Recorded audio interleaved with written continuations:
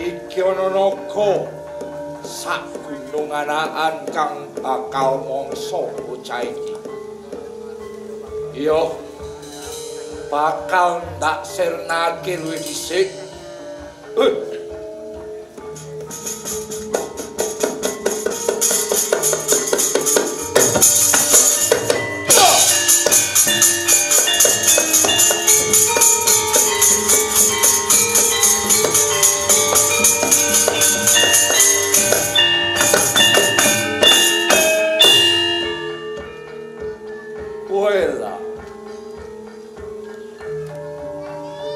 Kaya bocah iki duweni katih dayang kang ngetape-tapi. Iya. Aku bakal nyoba sepiro kekuatanmu, Gir. Maju, Gir. Ayo, kene maju. Loh.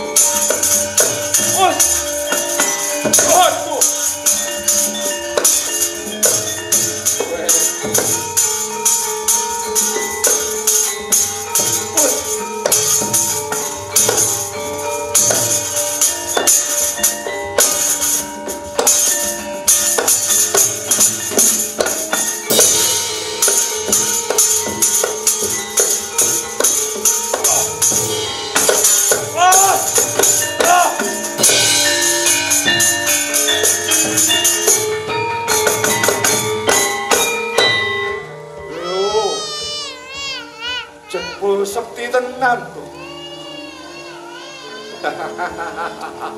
Yo. Entenono yo, Ger. Sepisan maneh ingsun bakal nodi sepiro kasepenmu.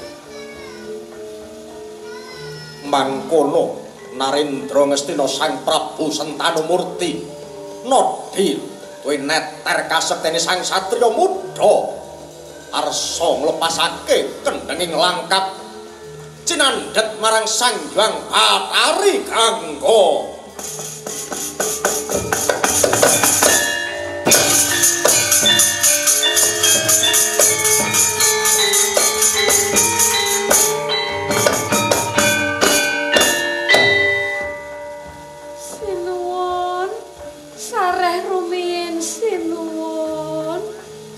Kyai Bathari Gangga. Inggih leres sinuwun. Wis sawetara warsa ora pinanggih. Darunane apa? Dene sira nyaruwe nggonku lagi andon yuda lawan bocah iki, Kyai Bathari. Duh sinuwun. Lare menika temenipun putra paduka ingkang kula kanthi saking kayangan naminipun Dewa Brata sinuwun. Dewa Brata putraku nggih. Wela.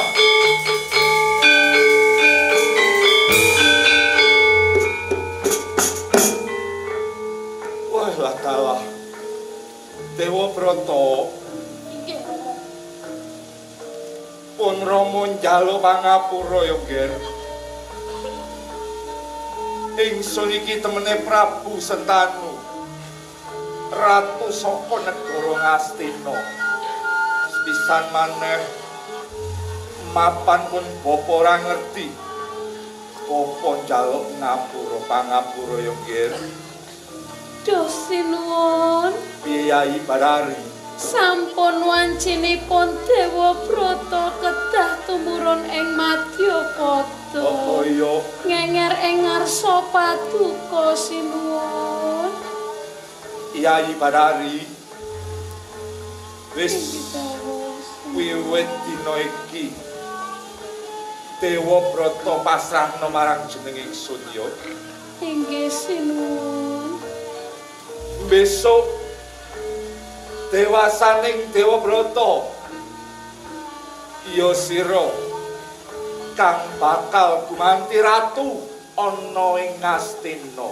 Inggih sinuwun. Nanging saderengipun kula tilar, kula badhe rembakan kalian Dewa Brata sinuwun. Iya Yai, iya. Ger Dewa Brata. Nggih, kanjenipun. Wiwit dina iki sira kudu nderek ramamu ing Ngastina, Ger. Dewasamu sira bakal dadi ratu lan prajurit Maharata. Mula Ger tampan ana Gandewa iki watone ora uwal saka tanganmu. Sira ora bakal tumama sakehing gegaman yo Ger. Inggih, kanjenipun. Dewa Brata, Inggih, Rama. ya wiwit dina iki sira ndak paringi tenger Bisma Sineksen jagat saisine.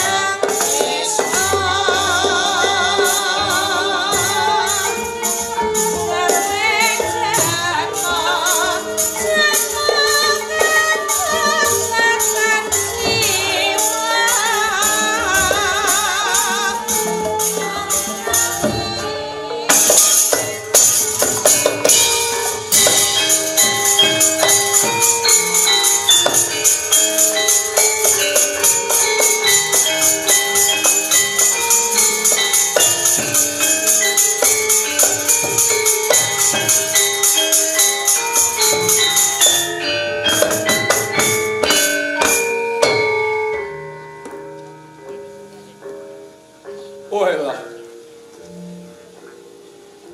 Kaya ketibang daru.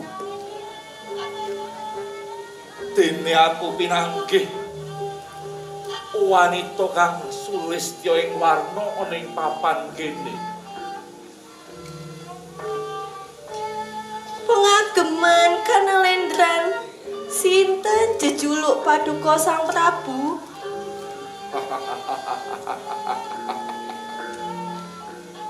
Ingsun Prabu Sentanu, ratu saka negara Ngastina. Banjur sira sapa, Bocayu? Aku Dewi Setyawati saka Praja Wirata. Dewi Setyawati saka Praja Wirata. Walah. Lagi sepisan ketemu wae. Rasaku wis ora karu-karuan. Aku nibake katresnan wela dalah. Yai Setyawati. Manuta sira ndak garwa. Ndak dadekake garwa Prameswari ning negara Ngastina. Kula sagah Paduka pundhut garwa. Namung kula nyuwun bebono sinuwun. Sira njaluk bono. Ya lumrah. Lumrah yen sawijining dewi bakal winengku priya kuwi mesti njaluk bebono. Ya matura watana aja njaluk tumurning lintang lan rembulan. Mesti bakal ndak turuti Cahayu. Menawi kula dados garwa Paduka, namung benjang putra kakung kedah dados ratu ing Astinapura. Dadi ratu ing Astina. Waduh, Singental raose masuk.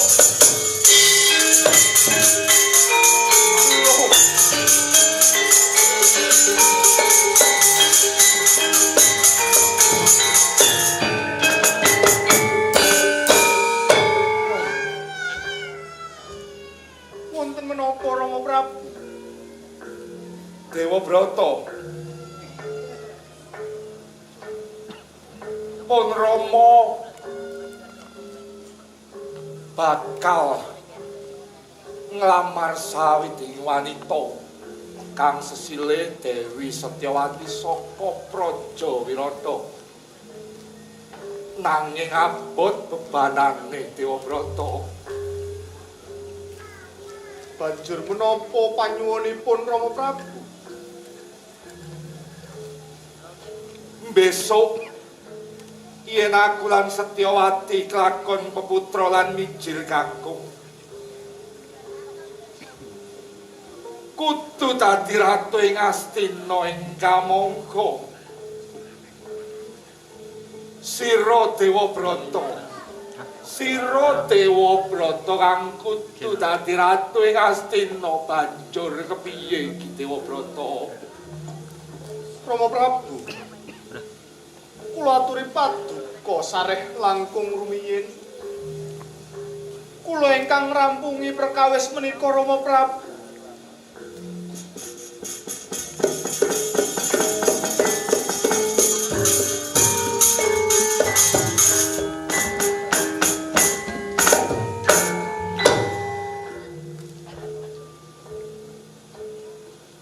Sira sapa bocah bagus? Perlumu apa nyaketi ungianku? Sang Dewi. Kula kekasih Raden Dewa Brata. Putra nata negara Ngastina, atmajane Rama Prabu Sentanu. Sowan kula wonten ngarsa paduka. Sak perlu ngaturi supados paduka kersa dados garwa Prameswari ing negari Ngastina. Dene bab bebananipun kula ingkang tanggel. Menawi ing benjang paduka peputra miyos kakung tetep dados ratu ing negari Ngastina Sang Dewi. Sira iku Pangeran Pati calon Gumantinata. Yogene nglilakake kawibawan Astina. Sadaya menika kinarya kabagyanipun Kanjeng Rama Sentanu Sang Dewi. Aku pitaya yen sira lega lila. Nanging besok yen sira palakrama lan peputra, mesti putramu bakal ngucek-ucek kawibawan negara Astina.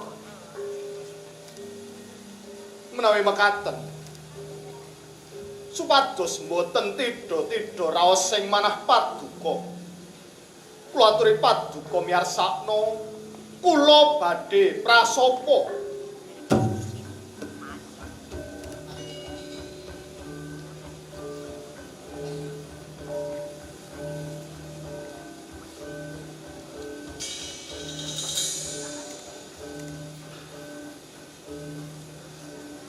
Mugi jagat anyekseni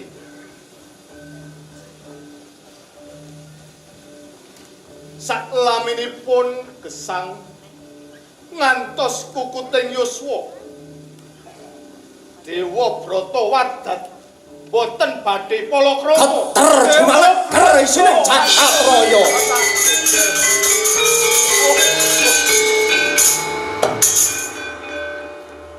Dewa Brata putraku ger.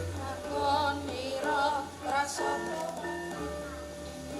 Nggih, Dewa Brata, aku gelem kahundut garwa Sudarmamu. Dene kanggo pepulihira, aku hanyapdo. Sira ora bakal tumekeng pati yen ora saka karepmu dhewe.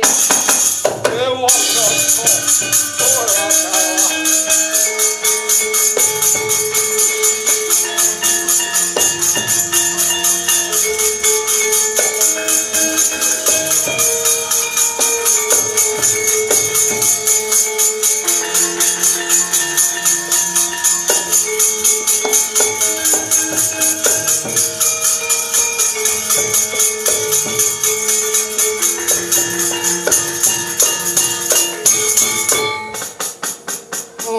Prasasat babar karsat ning Yuang Agung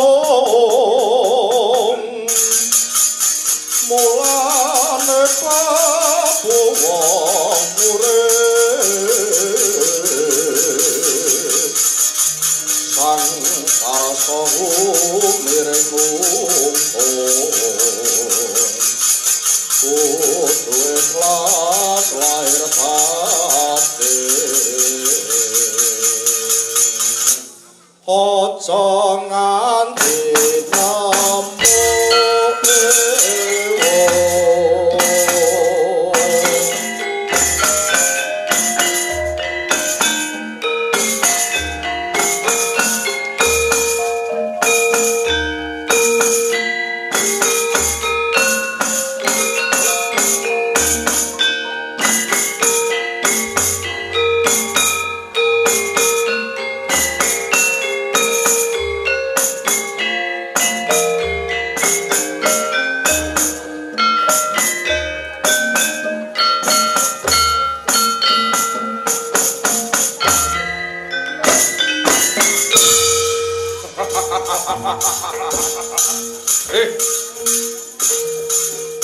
Rakyat ayo.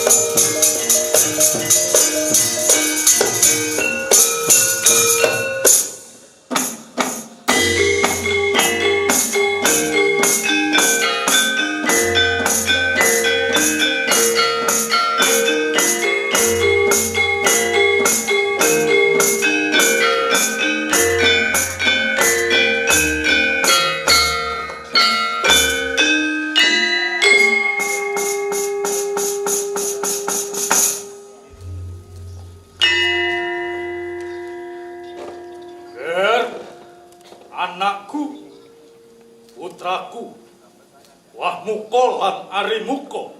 Nggih, kula wonten dawuh Kanjeng Rama.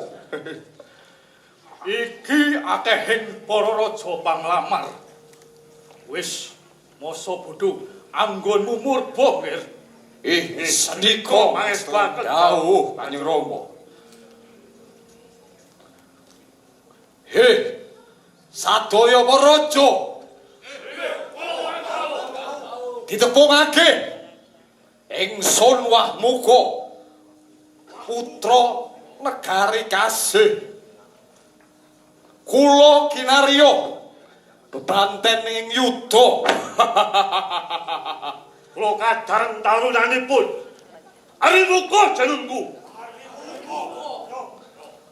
Kula ugi dados bebanten ing yuda. Para raja sadaya sampun siaga. Ngono diwiwiti. Sayembara pinile para raja prang tanding yuda.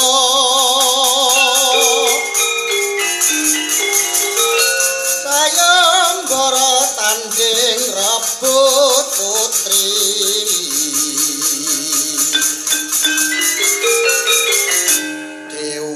Brata unggul yudha.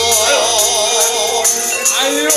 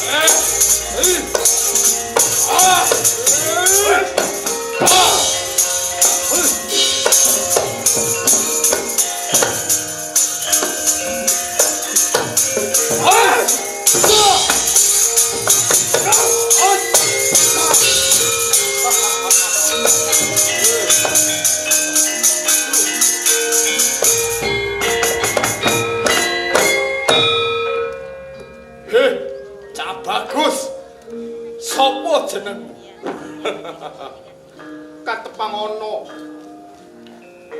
Ingsun Dewabrata ya Raden Bisma saka Praja Ngastina. Dene praptakon negara kene bakal ngleboni sayembara kang dadi kukupane putri telu Sekar Kedaton ning negara Kasipura. Wis aja kakean sumbar. Yen sira pancen satriya, kandi ngono, arimuka. Nang maju, ayo Dewabrata.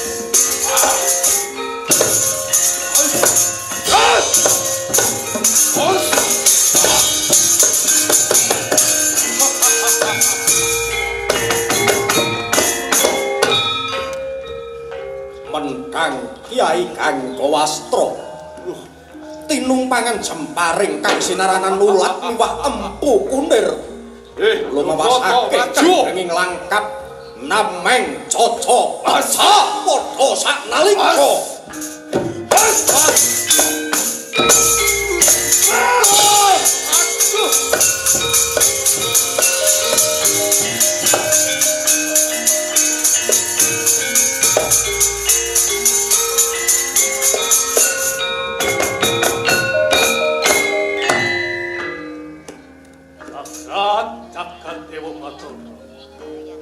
Ini ambu, ambiko, lan ambaliko.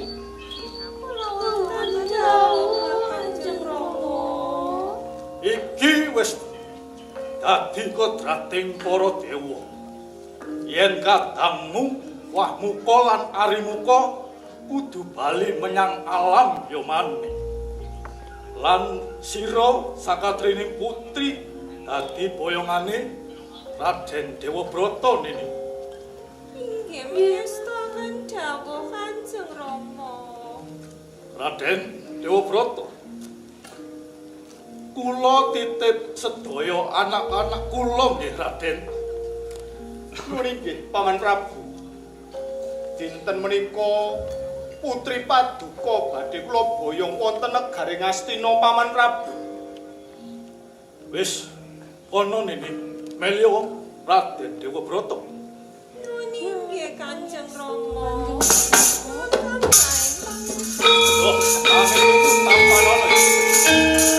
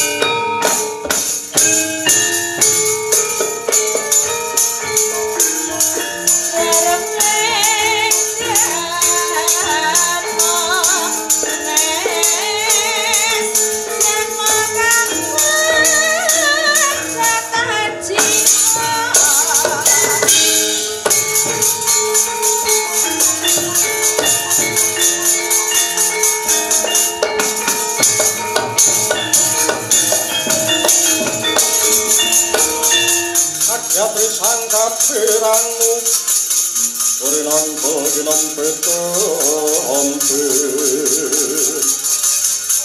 Tusang ratnaning pawana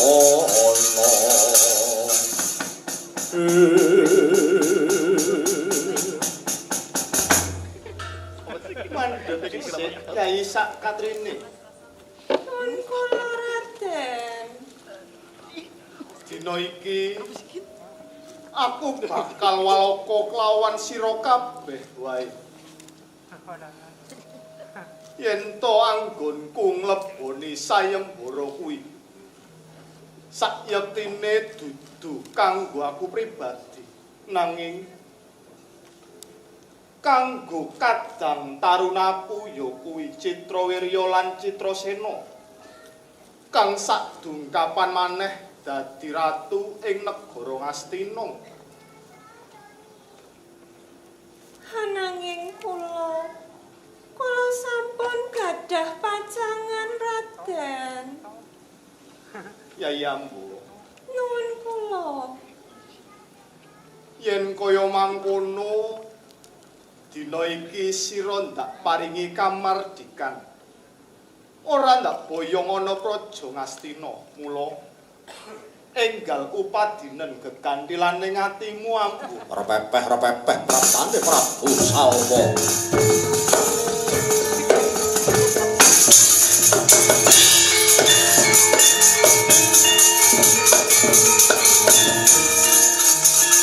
Kang krasa sumbar lindu bumi kuncing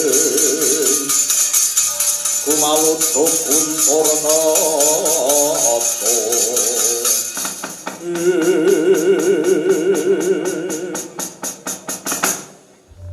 Yai Ambo, Kula wonten dawuh.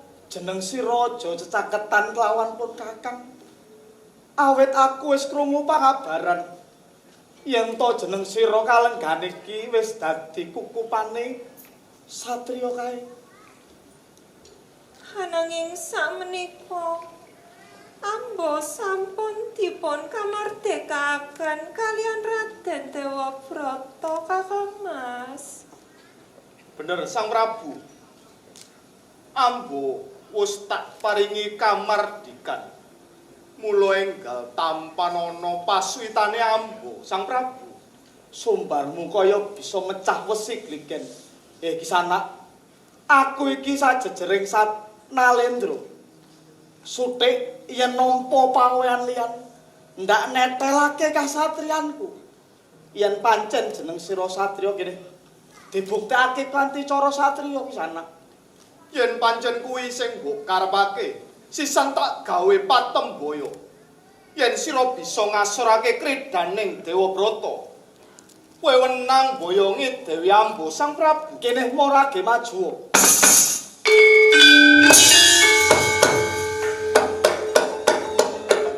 Satrio Joto sira murang kota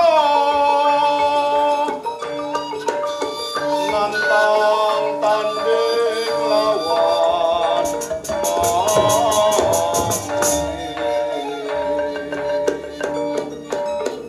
Dewabrata aja mundur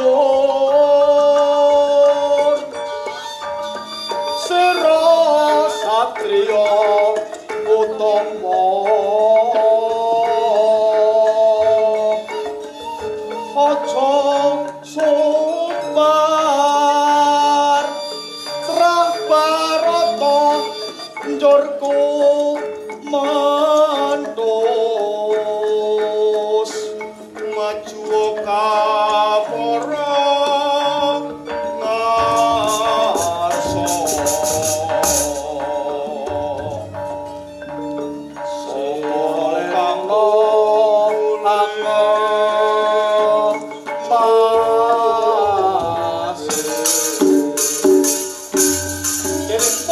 Majuwa Dewabrata enggal Majuwa Prabu Sawa.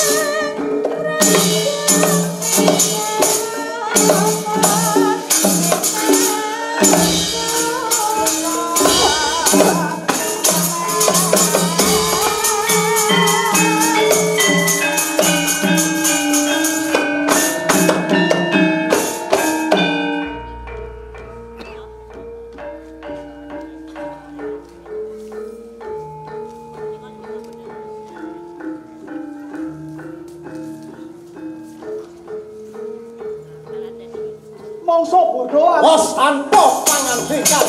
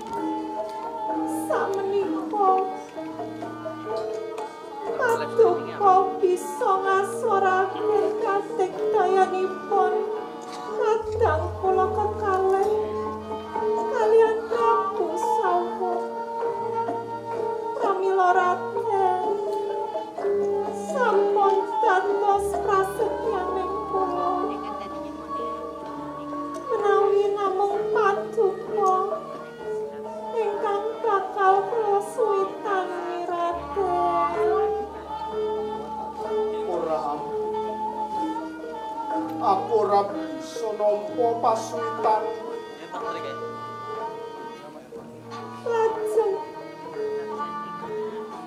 Lajeng kula kados pundi Raden?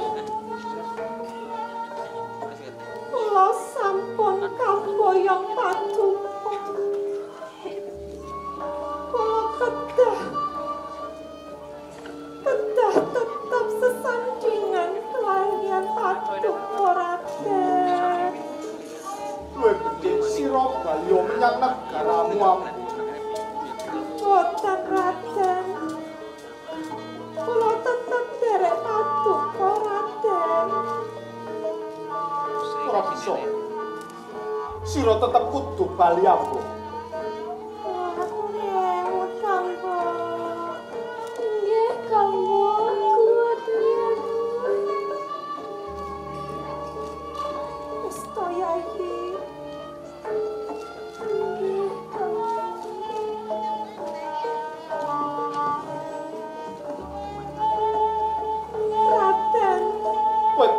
napa ora saking panasing nala. Boten Raden. Mijil Agni sakon ingkang robar jatining rasa. Kalian Pati. Kapan rinoso lumepasing warastra ngingingi Dewi Amba. Boten Dewa Brata. Laraban Sang Dewa Brata. Pasuka Raden. Sira tetep kudu bali ambu. Kambo! Ambu!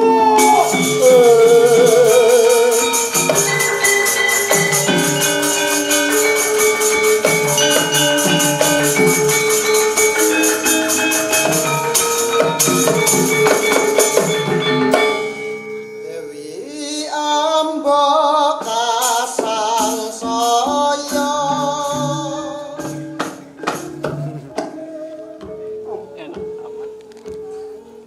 Aku njaluk pangapura ambu.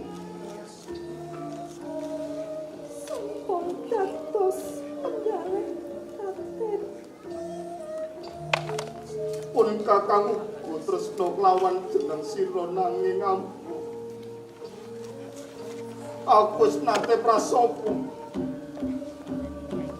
Yen to aku wadat ora bakal palakrama ambu. Aku njaluk pangapura. Anjen kula sengaja hamukasius Raden. Sanadyan ing jagat raya menika kula boten saged sesandingan kaliyan Paduka. Ananging kula pitoyo kula saged sesarengan kaliyan Paduka ing kasuwargan jati. Tenono aku ning lawang kasuwargan ambu. Aku tresna karo Langki menawi wonten pranaken kang sinebat Baratayuda, menawi wonten senopati wanita inggih menika titiwan cinipun Paduka sesarengan kaliyan ambu.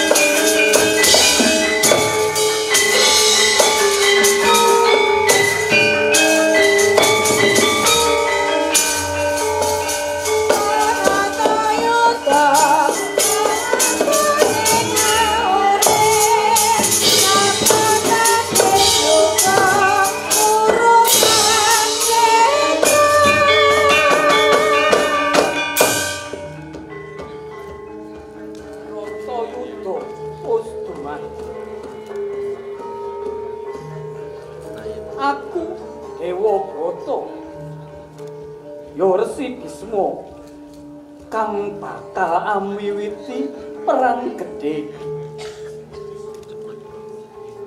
Jroning perang aku ora bebela marang Kurawa kang tumindak angkara, ananging aku bebela marang negara Astina ya bumi wutah getihku. Kakang Bisma. Oh.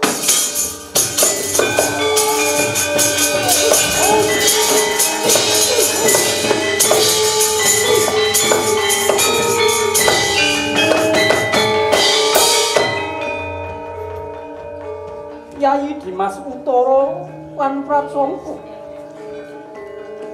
Dene sira manjing ing Tegal Kurusetra kanthi ngagem Puspita rinonce pratandaning Senopati Ngaloko. Apa bener Yai Sakaloron? Bener Kakang. Aku katunting dadi Senopati. Kebelo wayah-wayahku para Pandhawa. Semono uga sira Desma kinalungan Puspita rinonce pratandaning Senopati. Sira mbelani Kurawa ingkang luput Kakang. Iki tandingono Ratsangka kang dadi bebantening para Pandhawa Kakang. Aku iki resi uga satriya. Apa sing ndak tindakake? Dadi durung bucik kulitmu baliya wae. Aku kepengin tanding karo putuku para Pandhawa. Wah, ora iso Kakang. Yen isih meger-meger Utara Pratsangka ing ngarepanmu ora bisa mundur. Maju Kakang. Maju kene Kakang. Yen mangkono ayo padha gegojekan Yai. Iya Yai.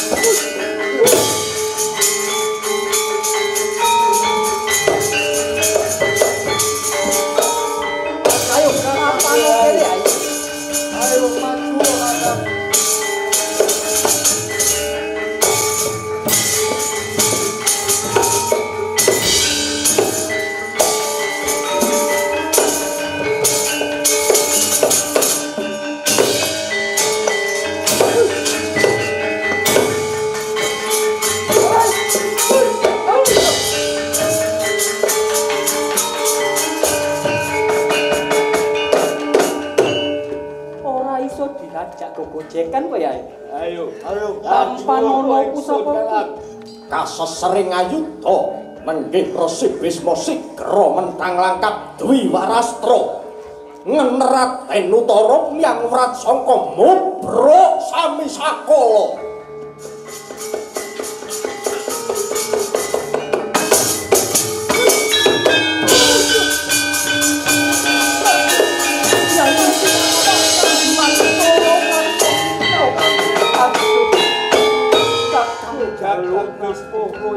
Kakang, aku pasrah marang sira Kakang. Sira Kakang.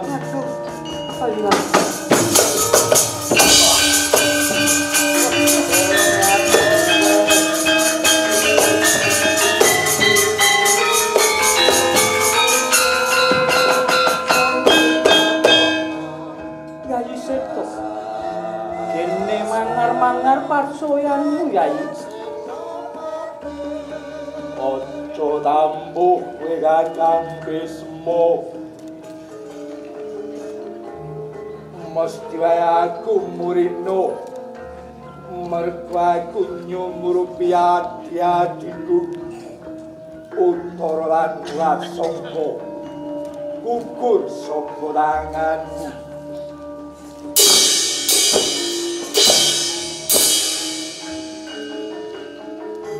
Jroning palagan padha-padha nganggo puspita rinonce pratandaning Senopati.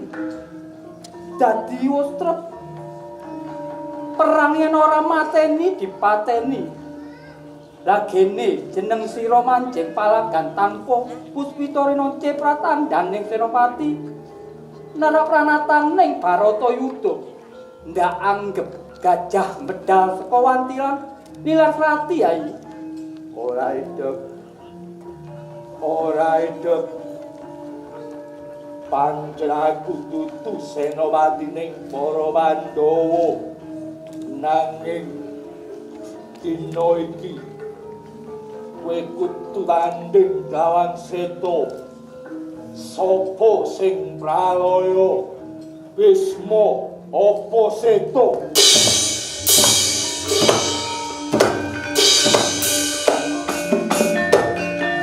Yen mangkono sak gendengmu ndak ladeni Yai.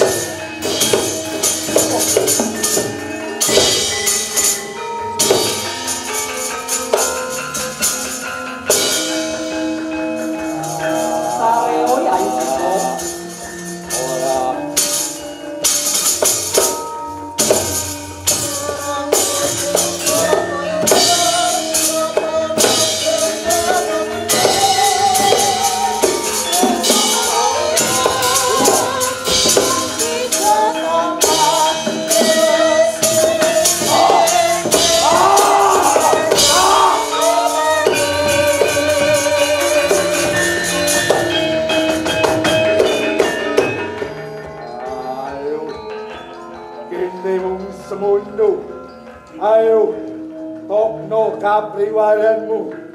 Tandingono Seta Bisma. Yo Yai Seta, iku dadi tekadmu. Ayo. Tampanono pusakanipun Kakang Yai. Muruk bedore Parastra Sang Resi Mahatma Bisma. Lumamasake kendhenging latap. Natap dodo bengkah padha saknalika Sang Resi Seta.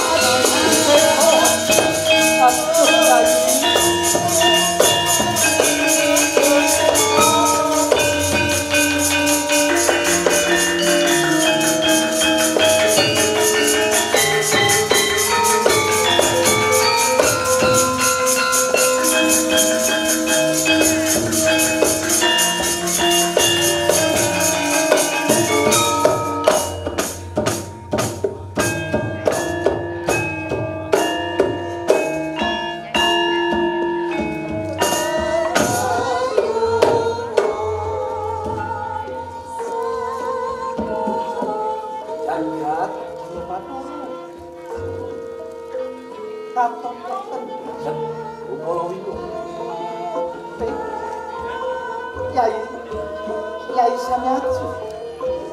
Kula wonten dawuh Koko Prabu. Kula boten maiban. Menawi sedaya para kadang Pandhawa sami nandhang sungkawa ing sekawe sedanipun Eyang Seta utara miwah kuat sangka. Nanging Yai Samyatsu menika saged kangge srana kamulyaning sadaya para kadang Pandhawa Yai. Duh, Koko Prabu. Inggih, kula wonten dawuh Nyai. Jejimat pepunden kula. Inarbuka wiwaraning manah kula. Sak sampunipun kula nampi dawuh paduka. Mila lelampahan menika kula pasrahaken dumateng Paduka Koko Prabu.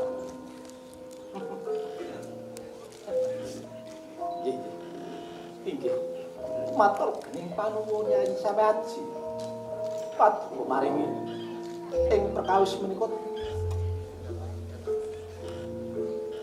kula aturi lenggah sawetawis Nyai Samyaji. Dimas Werkudara lan Siraibe. Wah. Timbalan Koko Prabu. Linteng kakangku apa? Iki ngono mangsa gawat. Kurawa wis ngetokake Senopati. Mula Siadi sakelorone tak tuding dadi Senopati gelem apa ora Werkudara lan. Wah. Aku saguh wis dadi gaweanku perang. Banjur mungsuhku sapa? Mungsuhmu ora ana liya Werkudara. Eyang Bisma Lah. Edan. Lah kok malah ngono ki aku edan. Kae ngono pependenku dhewe. Golek jago liyane aku wegah. Tegese kowe ora gelem ngono. Ora gelem mundak walat mungkune. Oh malah. Iya. IP piye di? Koko Prabu. Kanjeng Eyang Resi Bisma menika. Eyang ingkang sanget kula tresnani. Menawi kula tetandhingan kalian Eyang Resi Bisma. Kangge ngipangke mawon menapa. Menawi kula tampa selangkung taun menika inggih boten saged tandhingi kredanipun Kanjeng Eyang Resi Bisma Koko Prabu. Dadi jago-jagone Pandhawa, jagone para dewa, ora padha wani perang ngono piye? Kowe lah. Metu sak jedolan ora wani perang, ora gelem perang. Ning yen kon tanda tangan paling cepet. Edan. Ya. Iki anggo gegejekan sawetara Werkudara. Iya. Ning ora usah semelang. Aku sing duwe jago siji. Kang sadukapanane. Teko ning papan gunung kene ae. Repepeh praktana lonjong mimis Dewi Para Sri Kandi.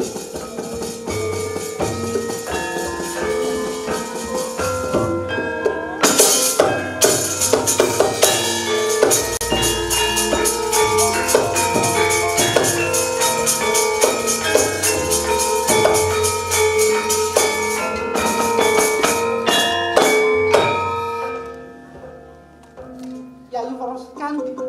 Inggih kula Koko Prabu. Lagi opo? Kepareng matur Koko Prabu. Nembe kemawon Sri Kandi gladi para prajurit putri olah kredaning perang.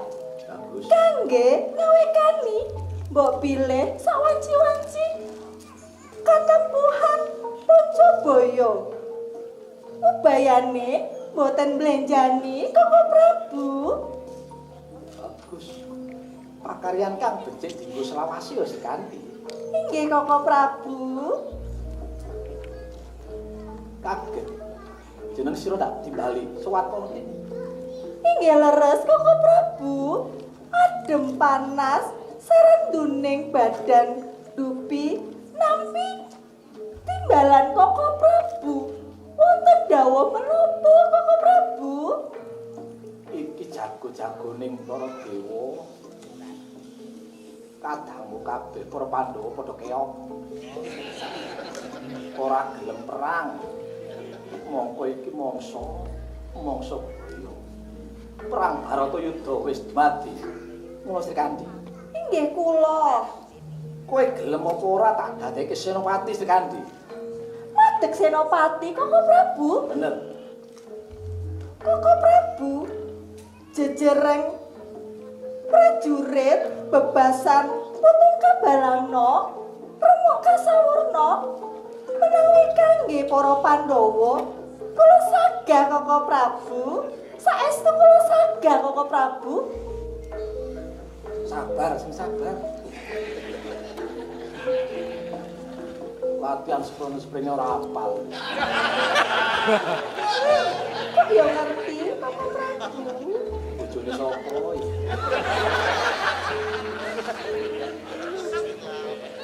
Iya, Boros Kandi. Inggih kula. Tak kandhani. Mungsuh ora ana loro ora ana siji. Eyang Resik Wisma Sekandi. Koko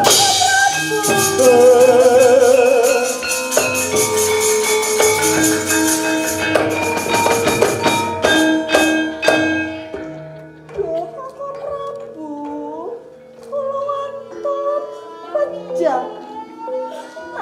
Koko Prabu, dosa menapa ingkang kula sandang? Kanjeng Eyang Bisma menika pupunden kula, pupundening para Pandhawa, Koko Prabu. Ora lanang ora wedok grigik kabeh. Sekandi. Inggih kula. Mau kowe jare wani perang. Wani mati. Saiki malah kaya wedhus kurucul. Ngumpul ana ing karepan nangis tinangisan. Sekandi. Inggih Koko Prabu. Ndak jarwani ya Sekandi. Ing perang Baratayuda Jawa Binangu. Kuwi perang kang suci. Perang kang wis dipesteke kelawan Kang Maha Agung. Sapa wae kang mlebu ning palagan Kurusetra kuwi dianggep musuh. Senadyan kuwi sing kalebu sedulurmu dhewe. Mula Sekandi. Ning kene ing perang Baratayuda Jawa Binangu kuwi ora ana sing jenenge musuh Sekandi. Koko Prabu, Iya Sekandi. menawi mekaten kula sagah saestu Koko Prabu. Wis aku Inggih. Nanging Koko Prabu, apa meneh? dinten menapa kula maju perang Koko Prabu? Ora usah nunggoni sesuk. Saiki uga kowe hormatan dene Ronje. Kyai Samiaji lan kabeh para Pandhawa. Apa? Prabu. Kinormatan Rinonje Tinondo. Sri Kandi pun dados Senopati Yai. Ayo.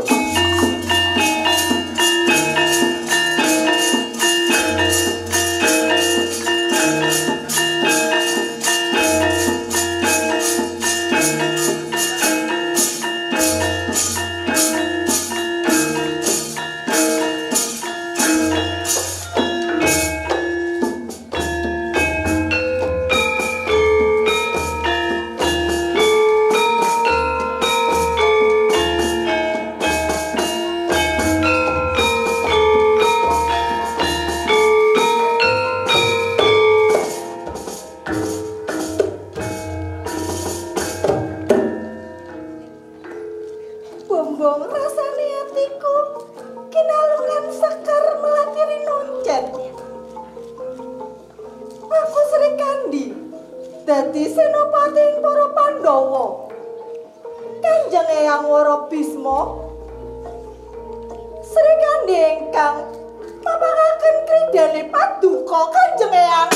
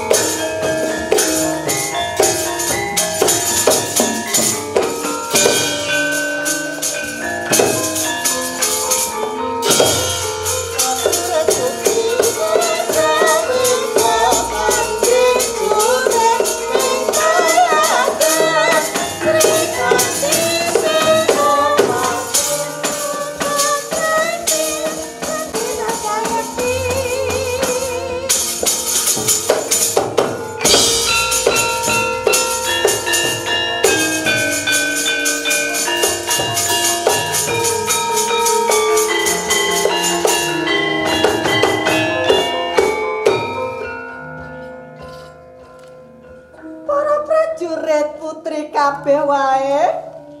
Kula wonten dawuh Gusti Ayu. Srek kan dimenggeh-menggeh iki. Dina iki Sri Kandi madeg Senopati para Pandhawa. Apa sira kabeh wis padha siaga? Sampun siaga Gusti Ayu. Apa? Ora krungu aku. Sampun siaga Gusti Ayu. Yen mengkono disi ana lakumu. Inggih, sendika dawuh Gusti Ayu. Apa? Inggih, sendika dawuh Gusti Disi ana lakumu tanding ana Eyang Bisma.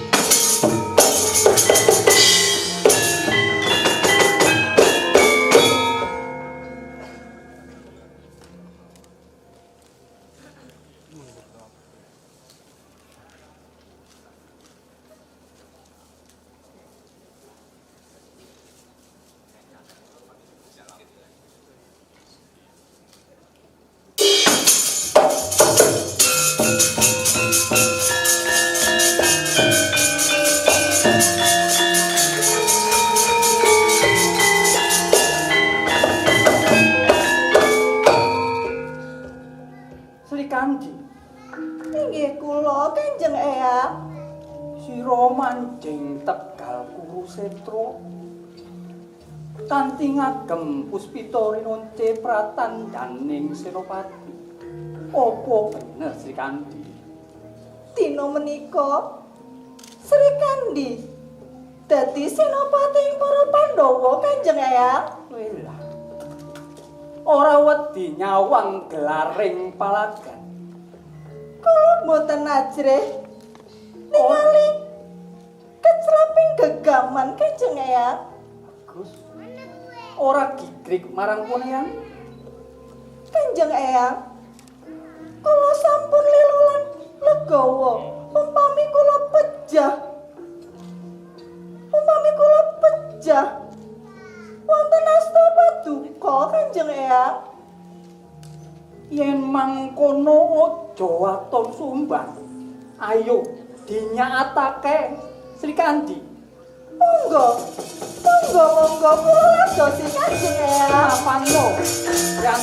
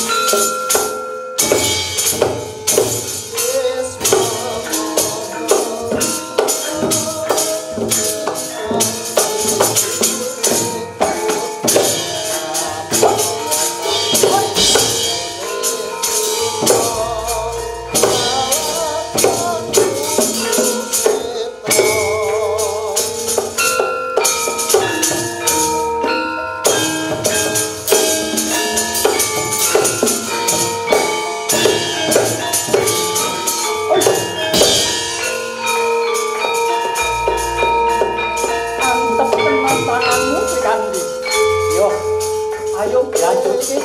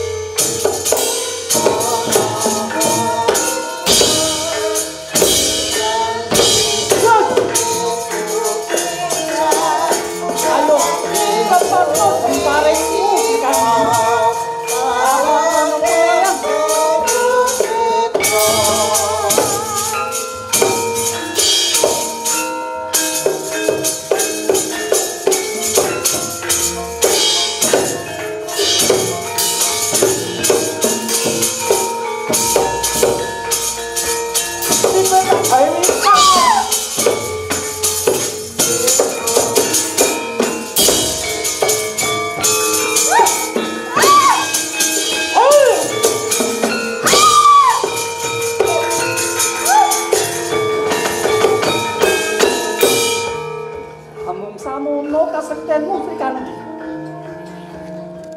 Ayo ngateko Srikandi. Mulat Dewi Srikandi Kantaka.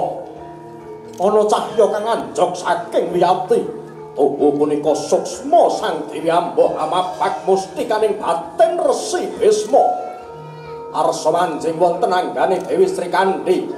Mangkono Sang Resi Bisma wis tanggap ing sasmita.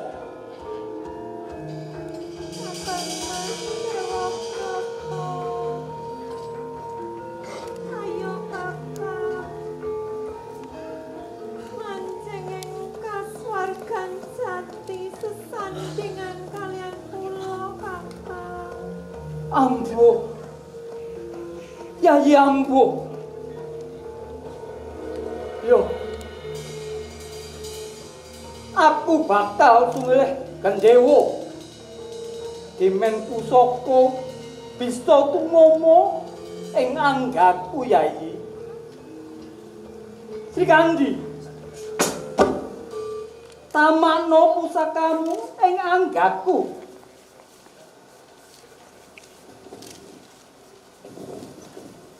Iki tak geblake dadaku. Gugur sang pengawak kusuma bangsa.